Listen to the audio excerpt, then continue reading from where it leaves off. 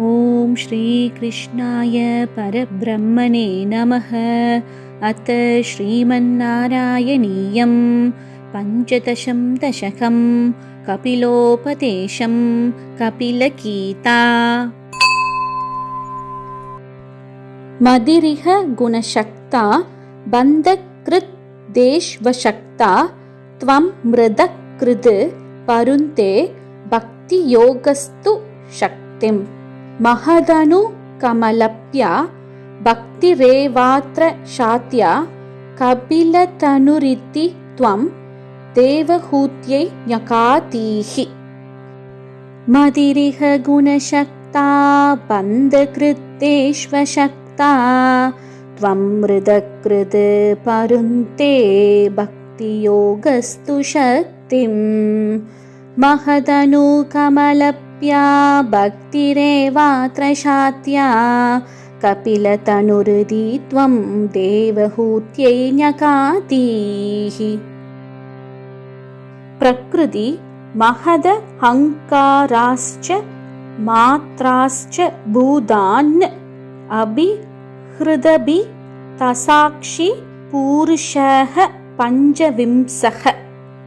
इति विदित विभाको मुच्यते सौ प्रकृत्या कपिलतनुरिति त्वं देवहूत्यै न्यकातीहि।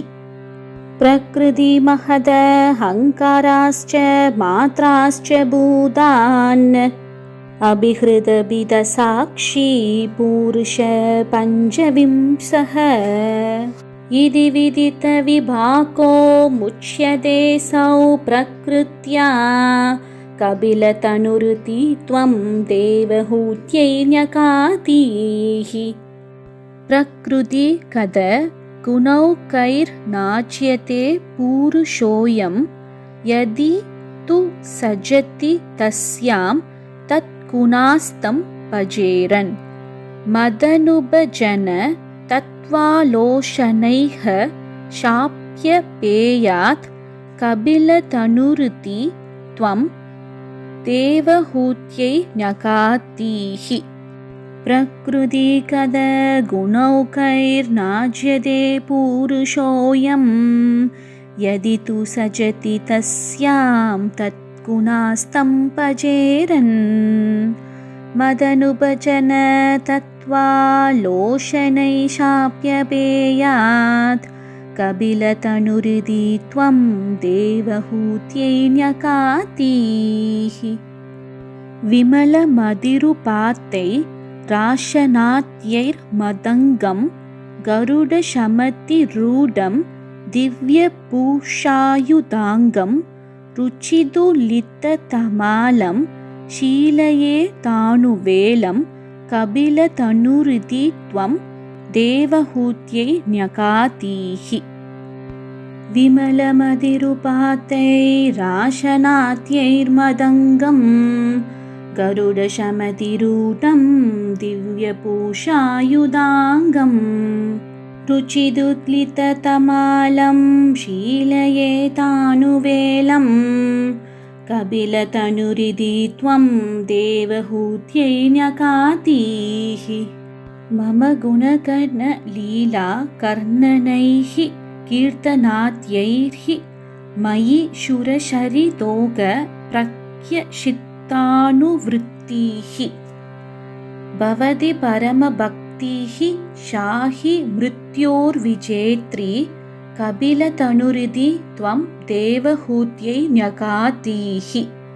मम गुणगणलीला कर्णने कीर्तनाद्यैः मयि शूरशरितोग प्रत्यक्षित्तानुवृत्तिः।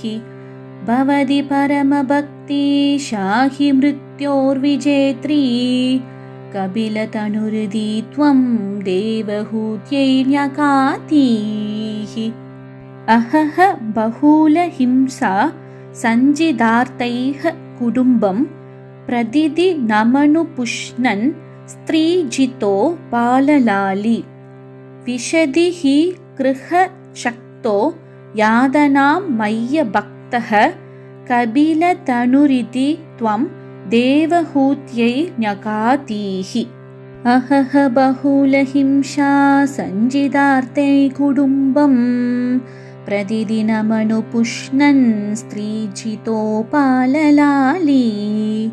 विशदि हि गृहशक्तो यादनामय्यभक्तः कपिलतनुरिति त्वं देवहूत्यै न्यगातीः युवति जडरकिन्नो जातबोधोऽप्यगाण्डे प्रसवकलितपोतः पीडयोल्लङ्घ्य बाल्यम् पुनरभिपद मुह्यत्येव तारुण्यकाले कपिलतनुरिति त्वं देवहूत्यै न्यगातीः युवति जडरकिन्नो जातबोधोऽप्यगाण्डे प्रसवकलितपोतपीडयोल्लङ्घ्य बाल्यम् पुनरभिपदमुह्यत्येव तारुण्यकाले कपिलतनुरिति त्वं देवहूत्यै न्यगातीः पितृशूरकणयाजी धार्मिको यो गृहस्थः स च निबद्धति काले दक्षिणात् वो वगामि मयि निहितमकामं कर्मदूदपदार्थं कपिलतनुरिति त्वं देवहूत्यै न्यगातीः पितृशूरकणयाजी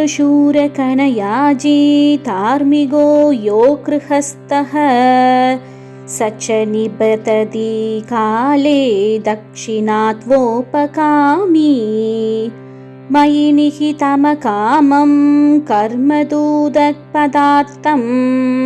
कपिलतनुरिति त्वं देवहूत्यै न्यगातीः इति शुविदितवेद्यां देव हे देवहूतिं कृतनुतिमनुगृह्य त्वं कदो योगिशङ्गैः विमलमतिरताशौ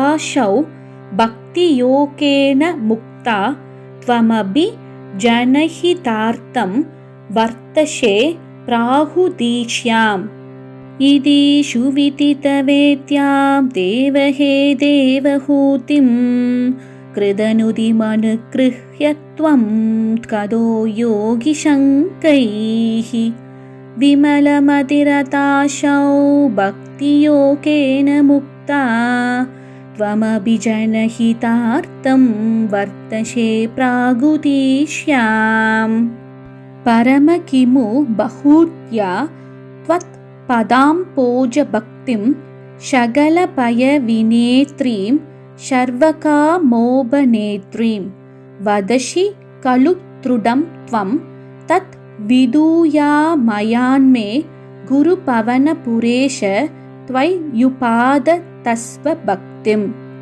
परमकिमु बहुत्या त्वत्पदाम्भोजभक्तिं शकलभयविनेत्रीं सर्वकामोपनेत्रीं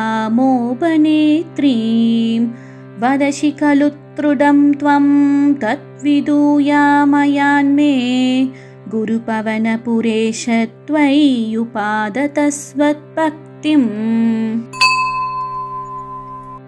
अथ श्रीमन्नारायणीये पञ्चदशं दशकं समाप्तं।